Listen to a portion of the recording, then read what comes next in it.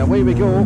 Good start from both of the front row men, given the amount of wheel spin they've got, and it's Andrew Graham that gets into the early lead. Alistair Bapty follows him, and already they're putting a few car lengths gap between themselves, and I think it's going to be the Lotus of Craig Houston that gets past Jimmy Crowe and into third position as they head down towards McIntyre's. Yes, indeed it is. Then a bit of a squabble going on in the midfield. An on-starter, incidentally, was Andrew Kinman's TVR Vixen. He didn't make it to the grid, unfortunately, but meanwhile, we've got the two V8 engine cars out front and already building a gap as they head onto the back straight, with a good opening few corners from Craig Houston. He's established himself in a relatively comfortable third place at this stage, although we've still got 12 laps to go. A little bit of a tail slide there for Alistair Bapty in that all-action MG, and just not quite got the same traction. That Triumph is really well dialed in, and Andrew Graham driving it beautifully, qualified on pole by a good margin, as you said, Doc, and just got good traction as well out of, I mean, for the power and the lightness of the car, really good traction coming out of the hairpin there and pulling away from Alistair Bapty in second place right now. Yeah, that's a very strong opening lap from Andrew Graham. Now, Alistair Bapty, we've got a yellow flag at turn 1. I'm trying to see where there is somebody off, but can't see what the issue is. But obviously something is down there. There's maybe a car pulled off on the right hand side of the road where we can't see it. Yeah, the yellow flag's there anyway. But we're back to we've got. Have we got a safety car about to come out? Yes, we've got the safety car. So somebody's gone off slightly out of our sight. We think it's John Kinman in the 63 Mini, but we're not sure where he is. Oh, I think he's on the approach to the chicane, actually. I think it might be just between the roof of the chicane. Yeah. Thankfully I can see the roof rather than the wheels. Yes. Well, that's a good start. It is, yes. Just tucked in behind the barrier on the right hand side as you come out through Butchers and up to the chicane. So that neutralises everything. And that I mean, for Alistair Bapty, that's good news, because Andrew Graham was just getting into a groove there and starting to pull away. Yes, and now the restart of the race will be a rolling start behind the safety car, so Alistair Bapty is, well, it's not his first rodeo, so he knows exactly how to take advantage of that. Craig Houston's the one that'll feel a little bit disappointed, because although it lets him catch up with the back of Andrew Bapty's car, it's also allowing Jimmy Crowe to get back onto the tail of his car. So, but there'll be a lap or two behind the safety car, I'd imagine. The recovery Discovery's already down there getting the Mini onto the end of the tow rope. We should have some old Crow medicine show, actually, shouldn't we? Well, see if we can find that. Yes. Yeah. Not that Jimmy Crow's old, but his car is. That's the whole point of this class, of course. And we do have one lone Fiesta XR2. You were telling us earlier on, Doc, this is your 29th season here. You've sort of seen the rise and fall of XR2 racing. Well, yes, over the years. First year I was commentating was '96. It was the first year of the XR2 Championship, and there's still XR2s racing now, 29 seasons later. And you're still commentating. And I'm still commentating, but there's one XR2 left. And there's one of you left. There's one of you left, yes. I think you might just have it. I think you might just have it, just about. Yes. But they're in behind the Honda Civic Type R pace car. It's been a bit busier today than it was yesterday. Understandable with the conditions. It's been a little bit more tricky today. Yes. Alan Barron, our Chief Marshal, driving the safety car. And what he's doing, he's going very slowly. But the reason for that is he's trying to minimise the number of race laps lost. So we get 3 laps under the safety car before we start discounting racing laps. So Alan tries to allow enough time for all the marshals and recovery teams to do their work in the 3 laps behind the safety car. So that explains the funereal pace. But the recovery teams have done their work here. We've got the Mini safely off track behind the marshal's post at the chicane. So safety car lights are already out by the looks of it. It's already sprinted off, yes. So we've had only the merest interruption from the safety car, and we'll be racing again in just a moment. So Andrew Graham, it is that's going to control the pace from Alistair Bapty, Craig Houston and Jimmy Crowe in the red Scimitar. And then we've got that wonderful number 27 Ferrari, driven by the man with the greatest ever racing driver name, Mario Ferrari. Yeah, very good. No relation. No relation to Andretti or Enzo.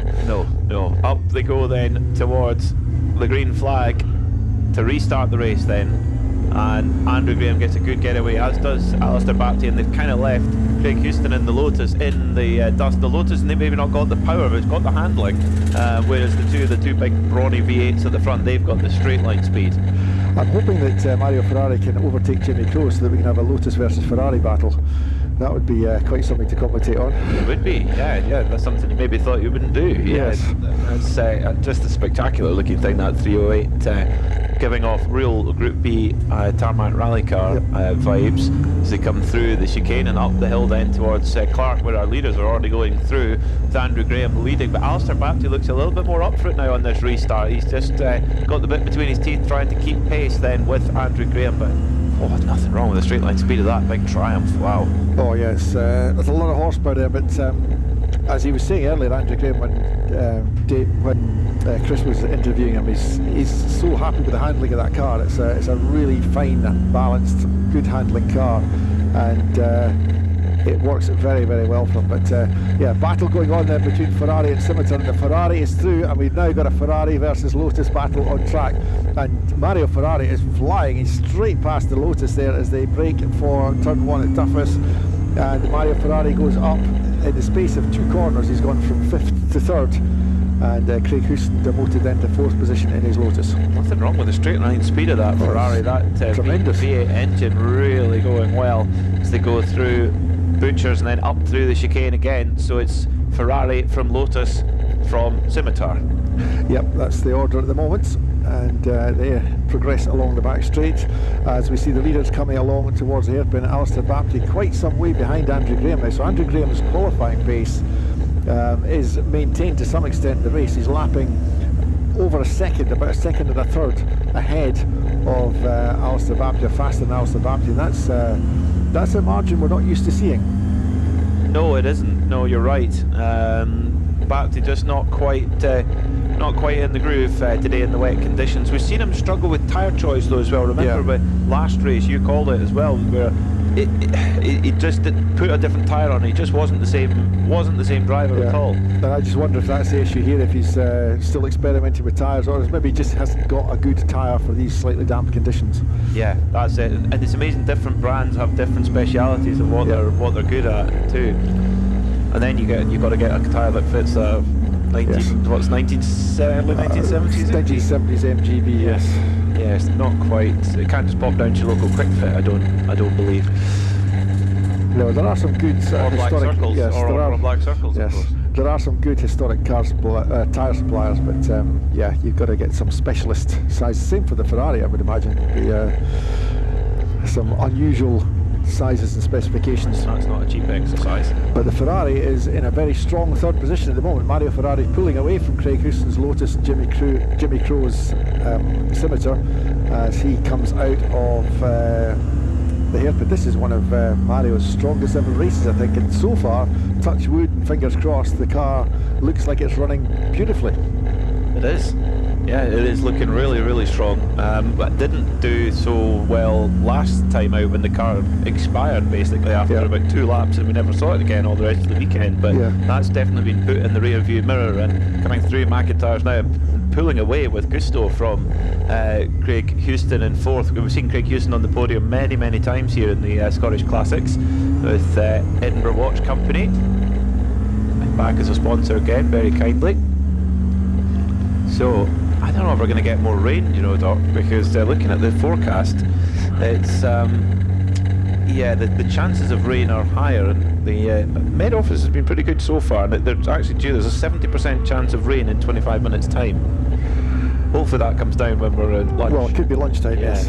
Yeah. Looking forward to getting involved in that cake that we got from Motorsport. It looks fantastic.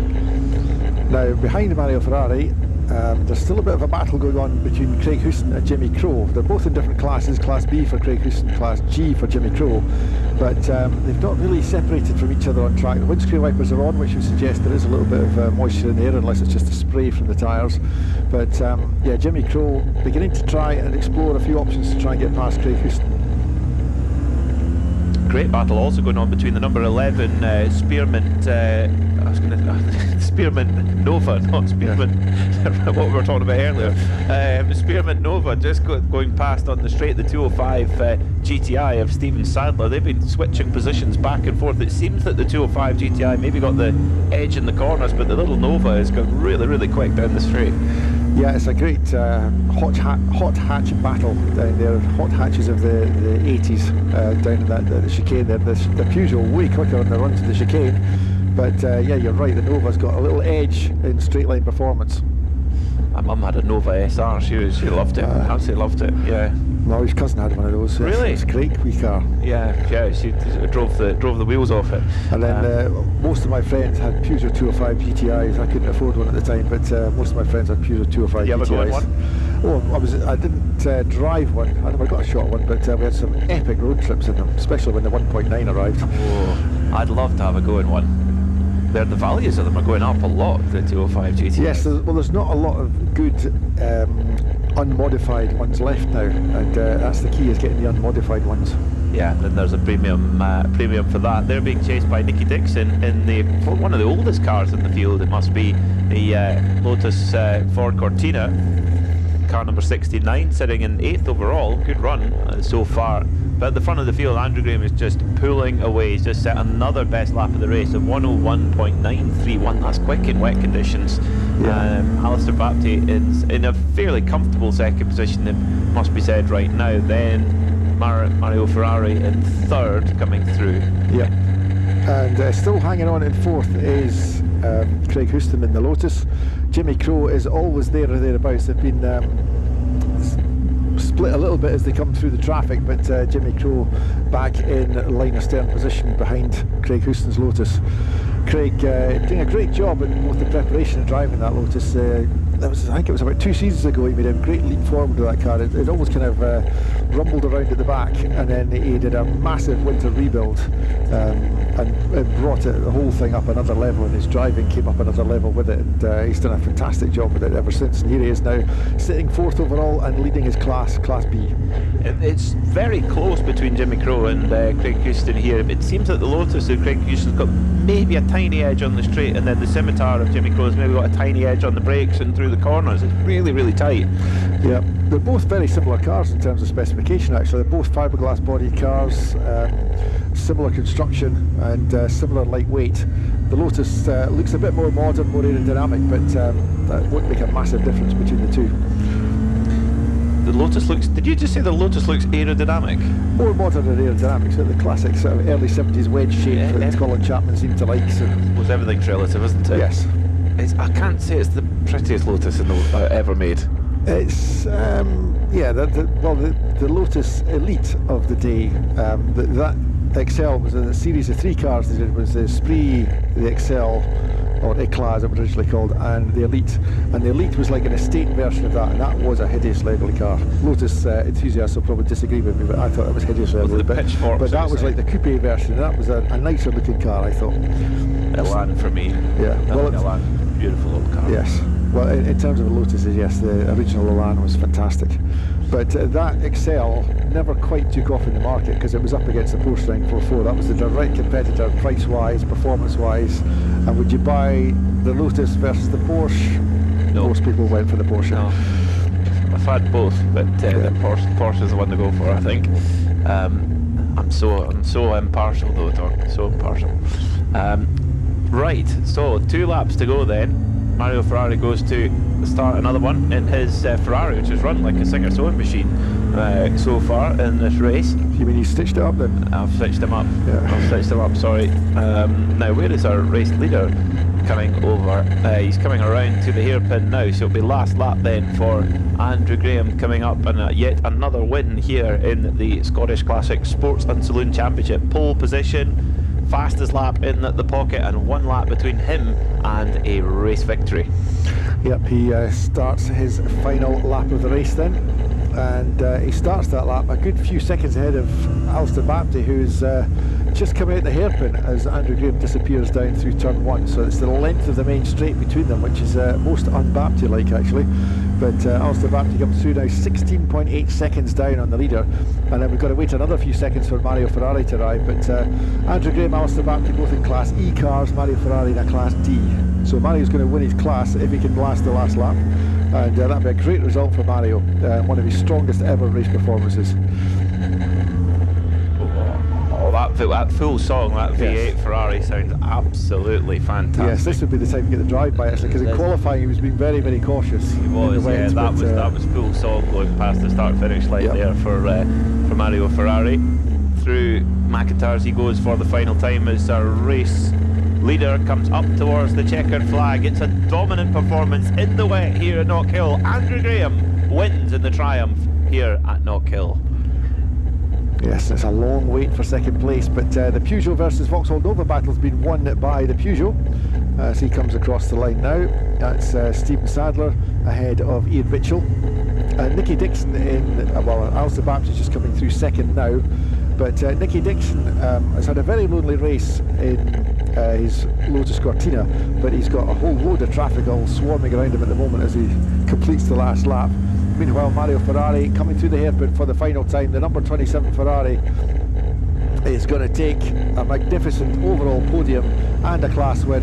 That's a great result for Mario Ferrari, and I don't know if he'll realise he's his highest third position, because obviously he's been on a fairly empty piece of track all the way through there, but that's a great result for Mario. Really pleased for him. Yeah, an overall podium, and of course Chris will be able to get in there and interview a Ferrari driver for the first time in the pits and paddock. Very cool experience for him.